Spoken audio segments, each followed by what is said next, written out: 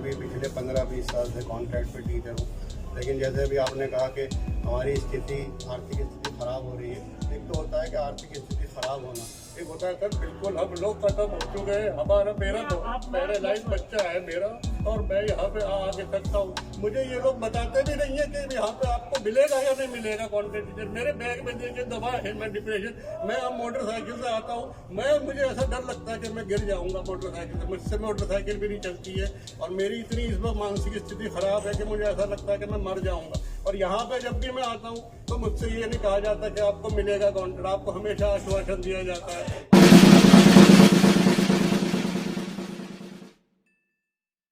नमस्कार, N K news में आपका स्वागत है। मैं हूं संदीप शर्मा। मौजूद हैं हम इस समय श्यामा प्रसाद मुखर्जी सिविक सेंटर पे, और मेरे साथ आप देख रहे हैं ये कॉन्ट्रैक्ट टीचर्स हैं। कॉन्ट्रैक्ट टीचर्स जो अनुबंध पर काम करने वाले शिक्षक हैं, जो कि दिल्ली नगर निगम के स्कूलों में पढ़ाते हैं। लेकिन पिछले एक अरसे से ये लोग परेशान हैं, और परेशानी की वजह यह है कि इन लोगों का अनुबंध खत्म हो चुका है और इसे रिन्यू नहीं किया जा रहा। और इसी को लेकर ये लोग जो हैं आए दिन श्यामा प्रसाद मुखर्जी सिविक सेंटर, जो कि मुख्यालय है, यहाँ पर ये लोग अधिकारियों के और चुने हुए जो प्रतिनिधि हैं, जो मेयर साहिबान हैं, स्टैंडिंग कमेटी के लोग हैं, नेता सदन हैं, सत्ता पक्ष के लोग हैं, विपक्ष के लोग हैं, उनके पास जाते हैं। आज इसके साथ साथ मैं दूसरी बात भी मैं बता दूं कि दिल्ली के उप मुख्यमंत्री मनीष सिसोदिया ने शिक्षा को लेकर कुछ महत्वपूर्ण घोषणाएं की हैं। उसमें यह भी कहा है कि छठी क्लास के बच्चों की पीटीएम होगी, और उस पीटीएम के अंदर सरकारी स्कूल के जो छठी कक्षा में पढ़ाने वाले जो अध्यापक होंगे वो भी बैठेंगे, और 5वीं कक्षा में जो पढ़ाने वाले जो टीचर्स हैं एनसीडी के, वो भी संयुक्त रूप से बैठेंगे। लेकिन ऐसे टीचर्स जो अनुबंध पर काम कर रहे हैं और इस समय कहीं है ही नहीं, तो वो इन पीटीएम के अंदर कैसे जाएंगे? इन्हीं तमाम मुद्दों पर हम बात करेंगे। मेरे साथ जो है टीचर्स का प्रतिनिधित्व करने वाले मनोज वत्स हैं और उनके साथी हैं। मनोज वत्स जी, क्या कहना चाहेंगे? जी सर, हम 18 महीने से एमसीडी से बाहर हैं।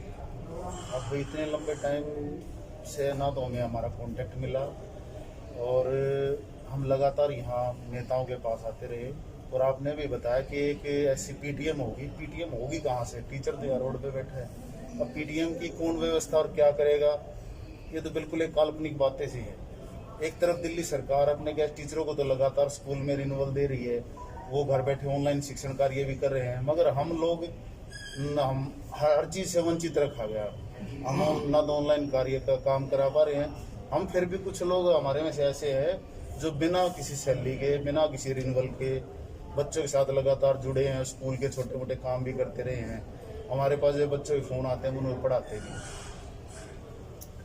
हम लगातार यहाँ मेयर साहब के पास, डिप्टी मेयर साहब मैम के पास भी लगातार आते रहे। इन्होंने कहा था कि टीजीटी प्रमोशन जाने के बाद हम आप लोगों को रिन्यूअल दे देंगे। अभी कुछ टाइम पहले 2340 टीचरों की लिस्ट आई थी जो यहाँ से प्रमोशन होकर दिल्ली सरकार में चली गई। अब उन 2340 टीचरों के एवज में जो बच्चे अब ऑनलाइन शिक्षण कार्य से रह जाएंगे, अब इनके पास उनके लिए क्या व्यवस्था है? हमारा रिन्यू नहीं कर रहे, वो लोग 1 तारीख को प्रमोशन हो गए, दिल्ली सरकार के स्कूलों में चले जाएंगे। यहाँ एक बहुत बड़ी टीचरों की वैकेंसी खाली होगी। अब जो बच्चे हैं उनके पास पढ़ते थे, अब वो बेघर हो जाएंगे धीरे धीरे करके, वो इधर उधर स्कूलों में घूमेंगे। अब ये तो बच्चों का हित ही खराब करने वाली बात है। जाहिर है बच्चों का जो है वही भविष्य खराब हो रहा है, और वहीं दूसरी तरफ आप लोगों की रोजी रोटी, और आप लोग भी जो है अधर में लटकते हुए नजर आ रहे हैं। तो अभी कोई ठोस आश्वासन नहीं मिला। जी सर, बहुत 1.5 साल एक बहुत लंबा समय हो गया। बिना सैलरी के 1.5 साल अपना घर चलाना बहुत बड़ी आफत की बात है। इसकी कल्पना मैं नहीं चाहूँगा कोई और भी कर पाए। आज कुछ महिलाएं तो ऐसी अपने गहने बेचकर अपना घर का गुजारा करें। टीचर हैं जो मेल टीचर है, वो नहीं पता है कि वो अपना घर कैसे चला रहे हैं।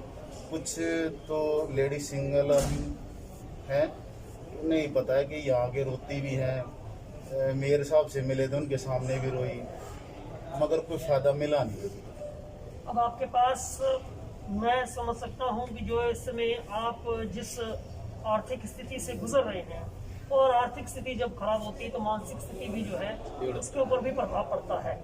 तो अभी आप लोग जो है क्या कर रहे हैं, क्या सोच रहे हैं? क्योंकि यहाँ पर आप देख रहा हूँ कि आप रोजाना यहाँ पर आते हैं, अधिकारियों से मिलते हैं और चुने हुए प्रतिनिधियों से मिलते हैं, लेकिन अभी आप कह रहे हैं कुछ हो तो रहा नहीं है। तो क्या आप आगे का कुछ रास्ता अख्तियार करने की कोशिश कर रहे हैं? हमें अभी तक किसी ने मना नहीं किया कि हम आपका रिन्यूअल नहीं करेंगे, मगर फिर भी हफ्ते 10 दिन का टाइम देते रहते, या तो एक बार हमें मना ही कर दे कि तो हम तुम्हारा रिन्यूअल नहीं कर पाएंगे, अपना कुछ और देख लो, हम अपना काम कर ले। हम डेली एक नई उम्मीद लेकर यहाँ आते हैं, मगर शाम तक वो उम्मीद ना उम्मीद ही रह के चली जाती है हमारे साथ। उम्मीदें लेके आते हैं लेकिन ना उम्मीद होकर लौट जाते हैं। आप बताओ जी, क्या नाम है आपका, अपने बारे में बताओ। मेरा नाम रोशन तनवीर है। हम लोगों को हमेशा आश्वासन दिया जाता है, आश्वासन के सिवा कुछ नहीं दिया जाता है। हमेशा ये बात कह रहे हैं कि हम आपके लिए बैठे हैं, करने के लिए तैयार हैं, लेकिन करते नहीं हैं। तो हमेशा ये समझा जाता है कि बात आश्वासन दे करके झूठ ही बोला जाता है, हमारे साथ झूठा वादा किया जाता है हमारे साथ। कभी भी पॉजिटिवली ये बात नहीं कहा जाता है कि हम इतने दिन नहीं कर सकेंगे, या जब भी, या तो कभी कह देते हैं कि दुआ करो कि स्कूल खुल जाए। तो अगर वो यहाँ चुने हुए प्रतिनिधि हैं हमारे लिए, अगर जनता के भला के लिए हैं ये लोग, तो भला करना चाहिए।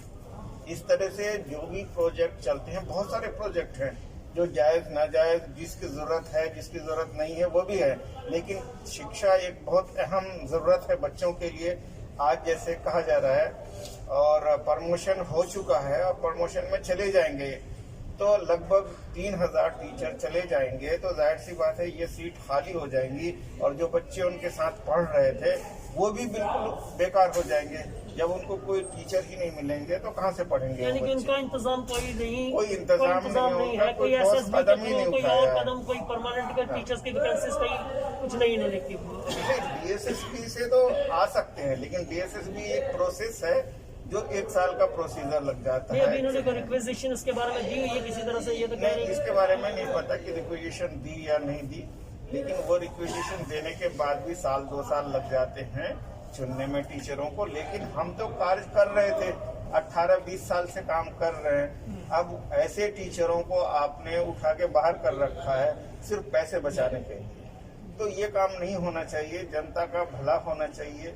जो लोग इसमें जुड़े हुए हैं सभी ओवर एज हो गए हैं, 45 साल से ऊपर उम्र है सब। आप अभी जैसे कह रहे थे ना कि आर्थिक स्थिति खराब होती है तो मानसिक स्थिति खराब होती है, होती नहीं है, हो गई है बहुतों की। इससे इस मतलब दर्द से गुजर रहे हैं लोग कि कैसे कैसे अपना घर चला रहे हैं। ये बहुत मुश्किल, मतलब किसी की हालात को अगर जानना है तो बहुत गहराई से उसको जानिएगा, तो आप भी रो देंगे उसके साथ। जाहिर है, जब घर पे जिसे कहते हैं ना, बच्चों के लिए जब रोटी का इंतजाम जब नहीं हो पाता है, चाहे वो माँ हो या पिता हो, और जब उन्हें नहीं कर पाते हैं तो जाहिर है उसका बहुत बड़ा असर होगा। जी, मेरा नाम आकिल निसार है। मैं अभी पिछले 15-20 साल से कॉन्ट्रैक्ट पे टीचर हूँ, लेकिन जैसे अभी आपने कहा कि हमारी स्थिति, आर्थिक स्थिति खराब हो रही है। एक तो होता है कि आर्थिक स्थिति खराब होना, एक होता है सर बिल्कुल हम लोग खत्म हो चुके हैं। हमारा मेरा लाइफ बच्चा है मेरा, और मैं यहाँ पे आगे सकता हूँ। मुझे ये लोग बताते भी नहीं है कि यहाँ पे आपको मिलेगा या नहीं मिलेगा कॉन्ट्रैक्ट टीचर। मेरे बैग में देखिए दवा है, मैं डिप्रेशन, मैं अब मोटरसाइकिल से आता हूँ, मुझे ऐसा डर लगता है कि मैं गिर जाऊंगा मोटरसाइकिल से। मुझसे मोटरसाइकिल भी नहीं चलती है, और मेरी इतनी इस वक्त मानसिक स्थिति खराब है कि मुझे ऐसा लगता है कि मैं मर जाऊंगा। और यहाँ पे जब भी मैं आता हूँ तो मुझसे ये नहीं कहा जाता कि आपको मिलेगा कॉन्ट्रैक्ट, आपको हमेशा आश्वासन दिया जाता है। और हम यहाँ रोज आते हैं, उसमें भी हमारे पैसे रुपए खर्च होते हैं। और हमने निगम का साथ दिया है पिछले 15 सालों में। हमारे बड़े साथी भी खड़े हैं 2001 से। और हम, आप बताइए कि अगर हम यहाँ आके अपनी बात नहीं कहेंगे तो किससे कहेंगे? हमसे ये कुछ भी नहीं कहते हैं, और बुला के हमें सिर्फ आश्वासन देते हैं, पिछले भी हफ्ते से और पिछले सालों से। आप ये सोचिए सर, 1.5 साल से हमारी तनख्वाह 1 रुपया भी नहीं आया हमारे पास। हम कोई बहुत बड़े परिवारों से तो है नहीं, हम सब लोग मिडिल क्लास से बिलोंग करते हैं। अगर हमारे पास पैसे नहीं होंगे तो हम अपना कैसे जीवन व्यापन करेंगे आगे? और आर्थिक स्थिति खराब नहीं, हमारे तो बिल्कुल खत्म के बराबर है, खत्म हो चुका सब कुछ पानी सर के ऊपर से गुजर चुका है। हम आपके माध्यम से कहना चाहते हैं कि आप हमारे लिए अगर कुछ हेल्प कर सकते हैं। हम मेयर साहब से भी हाथ जोड़ के कहते हैं कि हमारे लिए कुछ सोचें, और हमने निगम के लिए जो भी काम किया और आगे भी करेंगे, और हम हर चीज़ करने को तैयार हैं। हमें चाहे अब कम ही सैलरी पे दे, लेकिन कुछ तो हमें दे, लेकिन आप बिल्कुल हमें सौतेला समझ के कहीं भी ऐसे ना डालें। मैं समझ सकता हूँ, धैर्य रखिए आप अतीक भाई, मैं समझ सकता हूँ।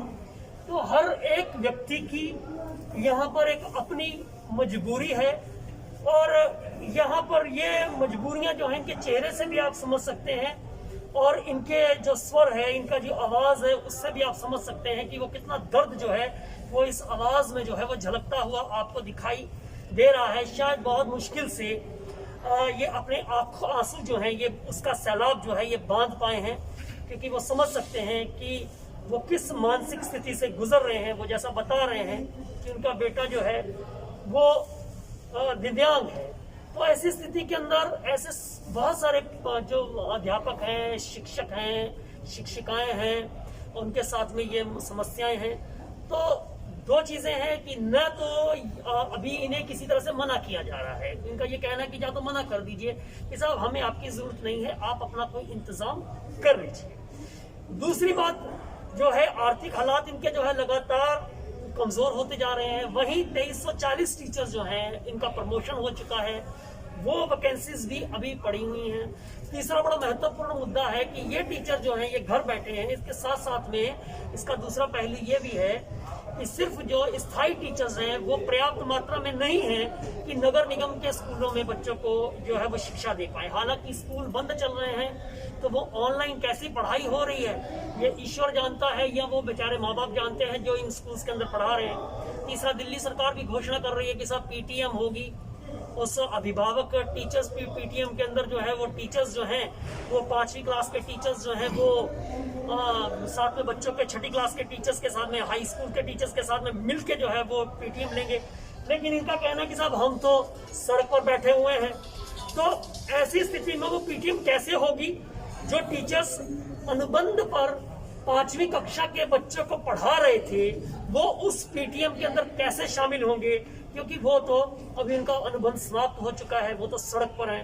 तो ये तमाम चीजें हैं। सरकार या सरकारी अधिकारी घोषणाएं तो जरूर करते हैं, वो योजनाएं भी जरूर बनाते हैं, लेकिन उस योजनाओं में जो है बहुत सारी खामियां रहती हैं। वो जमीनी जो हकीकत है उससे कहीं दूर होते हैं। तो यहाँ पर इनकी बहुत सारी मजबूरियां हैं। लेकिन दूसरी बात यह कि बड़ी महत्वपूर्ण घोषणा आपने कर दी, लेकिन वो पीटीएम के अंदर जब पेरेंट्स जाएंगे और 5वीं कक्षा के अंदर ये पढ़ाने वाले भाई साहब हैं, रोशन जी हैं, ये वत्स साहब 5वीं कक्षा को पढ़ाते हैं मान लीजिए, तो अगर यही वहां पर नहीं होंगे, क्योंकि ये तो श्यामा प्रसाद मुखर्जी सिविक सेंटर पर अपनी नौकरी के लिए आ रहे हैं कि उनका कॉन्ट्रैक्ट जो है वो रिन्यू कर दिया जाए।